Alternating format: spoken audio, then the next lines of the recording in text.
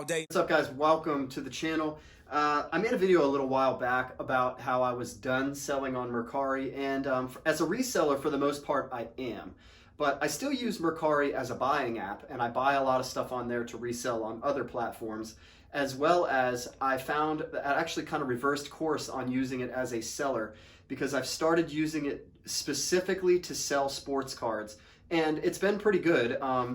You know, you do get some offers on there, and one of the reasons that it was appealing to me is because, number one, the platform is, you know, usually on there you're not selling multiples of that, so it's not really a reseller thing, and so it was friendly for me to be selling cards on there. And also there's other people on there looking for cards, and they're paying good prices for them. I sold Panini Illusions blaster boxes for $44 each on there, and the fees are a little bit lower. So when you're selling a card and you want to get the maximum for your dollar, the 10% fee goes a lot further than what you know, eBay offers. And as far as that's concerned, it's good, because you know, you want the highest ROI possible on cards. It's not really like you're scaling this up business wise, so it doesn't matter for cards. So anyways, I wanted to make a video on 5 things that Mercari could improve for the seller, because their app does leave a lot to be desired. And if you're a reseller, it's especially frustrating because there are just certain things that aren't really friendly for a reseller. And so I kind of wanted to go over at least 5 of the things that I have noticed would be good if Mercari would improve. The first thing there is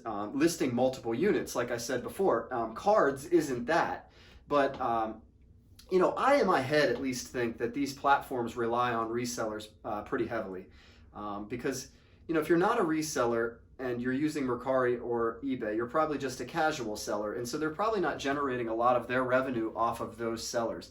I would say that eBay and Mercari and apps like that make a good majority of their money off of resellers. So in my head, they should be as friendly as possible to resellers, but Mercari isn't for whatever reason. So anyways, multiple units is the first thing that I think of when I think of like why Mercari is frustrating. Because if, you know, like I said, I sold the Panini Illusions boxes and I had 3 blaster boxes, and instead of being able to create one listing where it said I had 3 boxes available and one customer could just come in and buy all 3 if they wanted, or make an offer on 2 or however they wanted to do it, I had to make 3 individual listings, which is really a pain in the ass. And on top of that, you know, it's just not as efficient. And so you can imagine, like, if you were trying to scale something reselling wise and you had 100 units of something, you could just forget about putting it on Mercari, because why would you even sit there and waste your time making 100 individual listings? So that's one that would be super friendly for resellers if they fixed. And you know, honestly, it could be for any seller, because just me selling sports cards, want to sell a few multiple boxes, it took me extra time. This is another one that I've come across recently, buying sports cards on Mercari.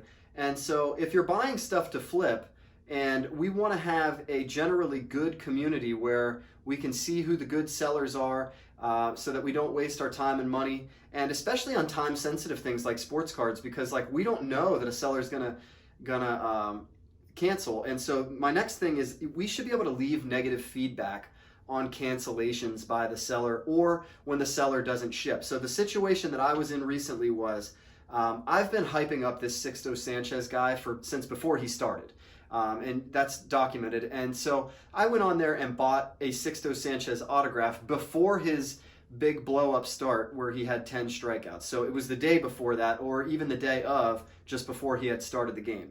Well, the seller has 3 days to ship on Mercari. And so what this seller did was never shipped, because Sixto Sanchez went out and blew up and his values spiked.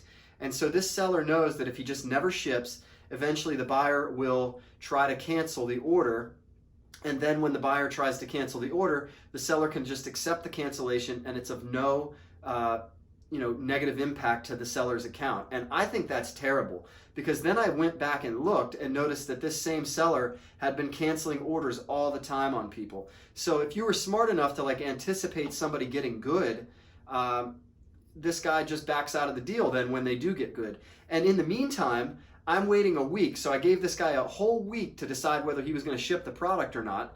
And in that time, Sixto Sanchez has another good start, right? And so his values just keep going up. And so even if after a week I cancel the order, the value that I'm getting back, like I think I paid $16 for this autograph, I can't get the autograph for $16 now. So this guy screwed me. Had I known that, I would have never wasted my time with this seller. I would have gone to another one and bought the autograph cheap from them. Now I can't buy a cheap autograph. I lose. And to think like the small like prize that I could get for that is being able to leave negative feedback to this guy so that some other seller doesn't waste their time and so that they are held accountable for practicing their business this way. I just think that would be a good thing for Mercari to have. So let us leave feedback on when buyers or sellers don't ship the item or when they just cancel out the orders from us. We should have the option to do that if we think that the reasoning was crap. I think you should be able to sell things for less than $5 on Mercari. I don't know why, but the little tab thing basically like goes all the way down to $1. Why would it suggest for me to sell the item for $1 and then turn around and tell me that the item price has to be between $5 and whatever?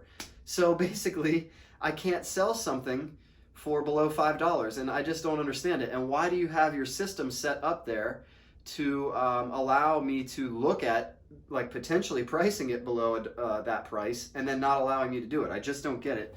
I'm going to cover the shipping anyways, and so I think, you know, especially if you're charging shipping, you should be able to charge like $1 for an item, and for some reason I cannot. So that's something I think that they can improve. Maybe you know how to do that, but for some reason I can't, and so I want to be able to sell things for less than $5. I know that that's not ideal and you're not going to make a ton of money, but when you're doing sports cards, like sometimes it is good to just sell them for $1 or $2 and and ship them. Sometimes some people ship them plain white envelope. I think that's a little risky because the buyer could always just say that they never got it. But many people that do it that way tell me that they don't really run into problems. So whatever. I guess that's good. But at the end of the day, selling things for less than $5 would go a long way. I think you should be able to make customer contact on returns. And this is a two-part. So the 5 things that I'm going over, the last 2 are kind of really related.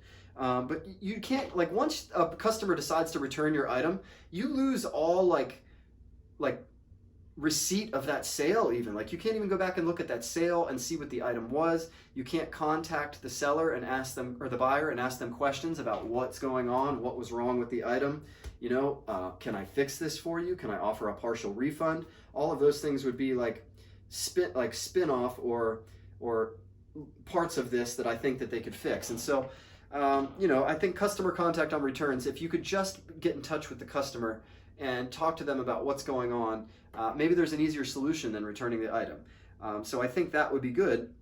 And then that kind of goes hand in hand with the 5th one, and that's put the seller in the loop on returns. Don't just delete the listing and be like, hey, when you get it, and you don't know why they're returning it or any of that, because it kind of lets us know like what we should anticipate. Is this going to be a fraud? Is this going to be something that I can just accept the return? And give us the discretion whether to just give them a refund. Like if USPS or somebody like did their best Ace Ventura impression and completely destroyed the package on the way, and the seller could just show me that the item got completely destroyed, I wouldn't want the item back from them. That's a complete waste of my time and return shipping money. So I don't know why we have to go through all of that. Like, just show me and I'll probably just give you a refund and be like, let's just move on from this. So that's another thing, just keep us in the loop on returns and let us know what the heck's going on, because it's really frustrating to not know what's going on with the return, not know whether this buyer is lying or what is going on. So those 5 things I think would not only make it more friendly for the reseller, but just for any seller in general, I think. So those are kind of things that I've identified that kind of steer me clear of selling on there as a reseller. Now, like I said, I do put my sports cards listing up there just to get more eyes on them and just to be able to sell them quickly and easily and not pay as much fees. So if you notice anything that other things that Mercari could improve, go ahead and comment and leave a comment and let us know something you've identified that Mercari sucks at. But I like the idea of a secondary app, because you never ever want to put all your eggs in one basket. But I think that they could do a little bit better of a job, and especially for resellers, I think they could do a little bit better of a job, because I think that we are the majority of the people that sell on those apps, and so I think that would be a good thing.